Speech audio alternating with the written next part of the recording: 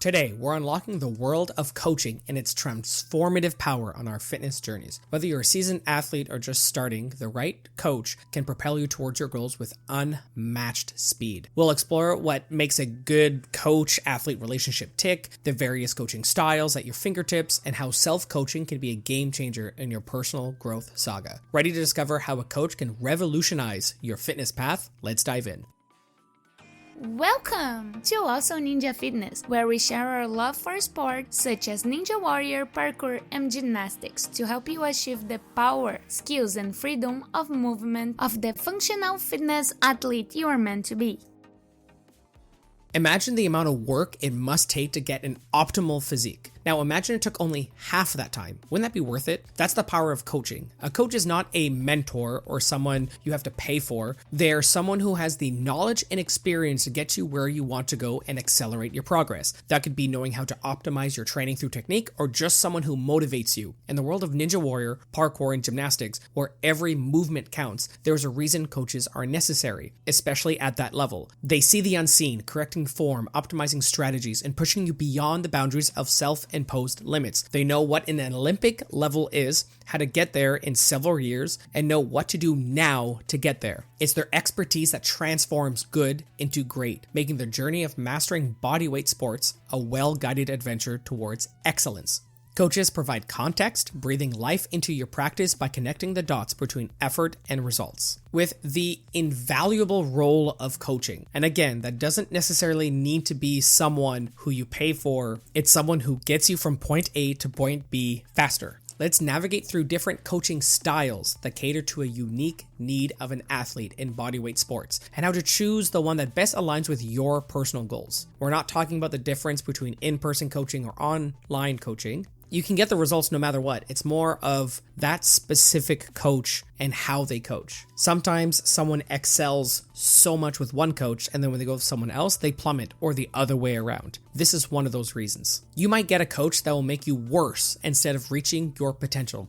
The pushing coach uses the power of pressure to transform coal into diamonds. They drive athletes hard, demanding more than what seems possible, asking that true potential emerges. This is not the solution for everyone, but exactly what some people need to break through their limits. The empowering coach builds athletes up from the inside out. They focus on mental fortitude, self-belief, and a deep understanding of one's own worth. Encouragement, personalized goals, and celebrating every victory, no matter how small. The strategist is a master of technique and tactics. They dissect movements and strategies with surgical precision, turning sessions into a chess game where the move is calculated. For athletes intrigued by the how and the why, this coach turns the complexities into an open book. Choosing your coaching style is more than a preference. It's about what sparks the fire in you. Do you need the relentless push, the uplifting encouragement, or the strategic guide? Now you have an idea that a coach does not just mean someone who will help you, but their method and personality will change how you react to that guidance. A good coach will help you learn something about yourself. If the coaching style is not right for you,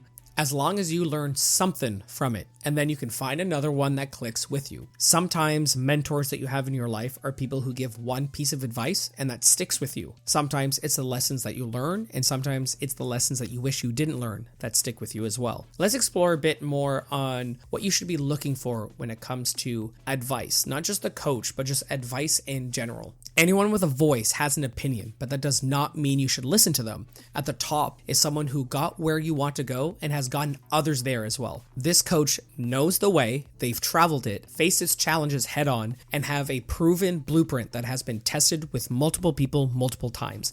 Next is the person who's gotten others where you want to go. They can see the champion within and sculpt the path. Some of the best Olympic gymnastic coaches have never done any kind of gymnastics in their entire lives. Then there is someone who has gotten there themselves. Their firsthand experience is an example of one thing that can work.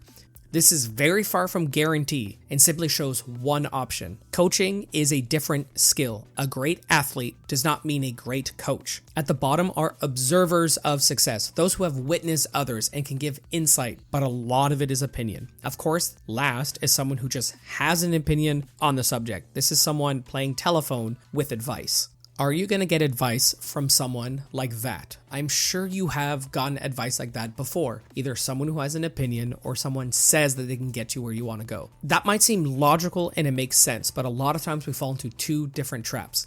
The first is listening to someone that you can trust, but does not match the list we mentioned here. It is much easier to trust someone that has a connection with family or friends, but trust is not a requirement for knowledge. Next is the trap of someone who seems as if they have gotten there before. It breaks my heart to see internet personalities who look great with a six-pack and mountains of muscle. What they did to get there is not what they teach or talk about or what would work for you. Also, coaching is a different skill. A great athlete does not mean a great coach, but they do have knowledge that would be useful in your journey. They might not be a great coach, maybe a great training partner. How many times have I seen high-level gymnasts who retire from being an athlete and try to be a coach, and it just doesn't do the same thing? The coach-athlete relationship is very important. So let's dive into that a little bit. Sometimes the coach you need in the moment is someone who has no idea what they're doing. Have you ever had a training partner that just makes the session feel as if you have pushed your limits? Congratulations, you've been coached. Maybe not in technique or knowledge, but in effort. What you need is a coach that you can trust. That is the main ingredient. You might not like the coach personally, maybe they don't know everything, and maybe that's okay. If you trust the coach and that they're dedicated to your growth, that's a true quality of a coach. Knowledge can always be gained. If you trust that they have the experience as well, now that is a great coach. That coach also needs to trust the athlete's efforts, boundaries, and individuality. Acknowledging that courage is a resource to pushing limits and embracing vulnerability in the pursuit of excellence. It's created through consistent action, transparency, communication, and a shared commitment to the athlete's goals and well-being. Trust. A coach is someone who helps you get closer to your goal. This can be done through knowledge, action, drive, or being mentored towards that goal. There is, however, one aspect that a coach can help you that has nothing to do with knowledge or advice, and that's accountability and motivation. These are the forces that propel athletes forward, ensuring they remain committed to their path and resilient in the face of adversity. How many times have we just given up on something because we didn't feel accountable? We didn't feel motivated. We just didn't feel it. Let's look at it from a sports perspective. If a kid gets coached hard at a top level, but only has a career of 6 to 8 years, that's pretty good. That's a long career, especially at a high level. Now, what about the coach that focuses more on accountability and motivation? And now that athlete does that sport for the rest of their lives, 30 plus years of doing that kind of sport. Will that long-term athlete podium? Will that athlete be the highest level in their age when they're a child? Maybe, maybe not. However you think about the quality of life, opportunities, friendships, growth, and more, don't you think that side is better? And again, they're doing the sport for about 30 years. Volume-wise, isn't that better? Again, it depends on what you want. Do you want to live like a king for a day or live like a prince for the rest of your life? Accountability and motivation are the twin engines that drive athletes forward, turning ambition into action and dreams into reality. Accountability isn't just about showing up, it's about committing fully to the process and owning every step of the journey. It's the silent promise between coach and athlete that come rain and shine, the work gets done. This commitment breeds a sense of responsibility, a powerful motivator in itself. When an athlete knows their coach is counting on them and vice versa, it adds weight to the purpose, transforming routine tasks into meaningful steps towards their goals. Motivation, on the other hand, is the fuel that keeps the flame of ambition burning bright. It's deeply personal, yet universally understood. For some, motivation might stem from the desire to overcome a personal challenge or to stand on that podium. For others, it's the joy of mastering a skill or the thrill of competition.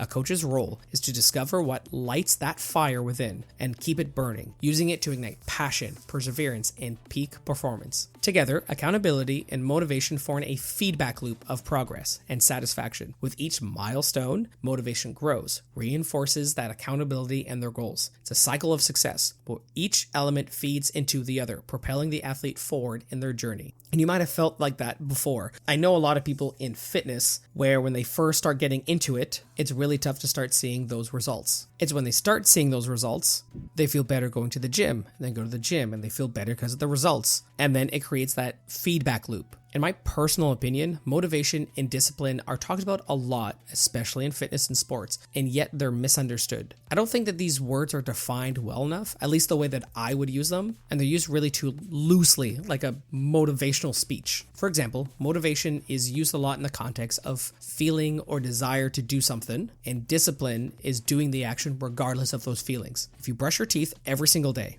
is that considered discipline? For most people, you would just consider it a habit. At one point, I'm going to dive deeper into this subject, but for now, just know that a coach can help a lot with your motivation and what we quote unquote call discipline. Now, if your goal is focused more on skill, then there is something a coach might be crucial to get to where you want to go, especially faster. This is the technical side and understanding of skills, which is more closely related to bodyweight fitness. Could you imagine someone going to the Olympics without ever being coached? Now, that would be a story that would be in a movie in no time.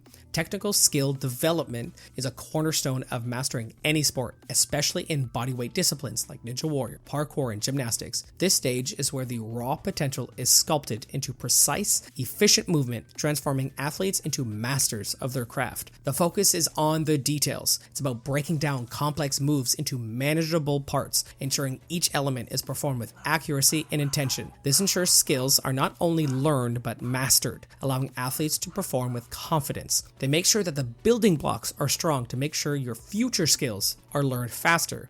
How would you learn to do a double backflip if your normal backflip is not great? It's an extreme example, but I hope it shows the point. They offer corrections, demonstration, techniques, and provide that feedback loop necessary for continuous improvement. Ideally, coaches who help you with skills have been there before, know the common mistakes, and know how to build those building blocks. In most cases, breaking a bad habit is much harder than building a good habit in the first place. That does not mean you can't be self-taught. Parkour is a sport that has a lot to do with self-discovery and improving oneself. At the beginning, there was no experts, no gyms, no classes. The founders who did amazing top-level skills were all self-taught. However, they were coached by others in a way that you motivate each other or you learn something from others. They learned things from other sports, motivated each other, and helped each other sharing their strengths and weaknesses, or just trying to break down a move together so collectively they try to understand it, which helps everyone else. Coaching doesn't always mean hiring a coach. That means having someone teach you a lesson somehow. Maybe it is difficult for you to get a coach that can help you as personally as a coach for a sport, or maybe you've outgrown the coach, such as an athlete getting older or more experienced and they've learned everything they need. What would self-coaching look like?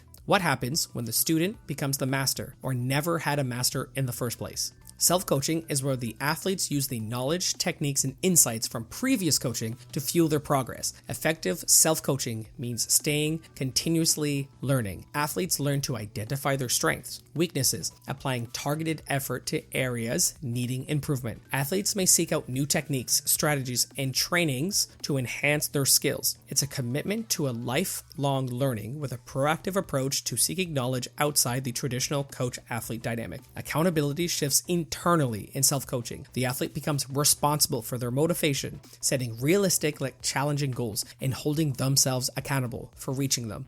This internal drive is what sustains long-term growth and progress. When it comes to skills, you are going to have to try to self-identify the mistakes, or at least learn how to problem solve by understanding moves. From a skill standpoint, most moves have positions, actions, and strength. Are you doing the right action when you're supposed to? Are you strong enough to hold those positions or do those actions? Are you hitting those moves? I've talked about before about having an app that records you and you can watch them yourselves. You are going to learn a lot on how things break down. And it's not easy, for sure. For most of my athletic career, I've never had a personal coach or did classes from an inexperienced athlete. It was a lot from the community itself and those who were passionate about the sport that I was training with or alongside, or maybe even just met once or twice. I would have never traveled across the country for parkour if it was not because of my training partner, Zach, or gotten to compete internationally in Ninja if it wasn't for Jace, an amazing stuntman. Sometimes the coach or mentor that helps you the most was just one lesson that opened your eyes and set yourself down the right path. From the first step of understanding what coaching brings to the table, navigating through the types of methods of coaching, and empowering the process of self-coaching, we've covered a spectrum of what a coach is and can be for you.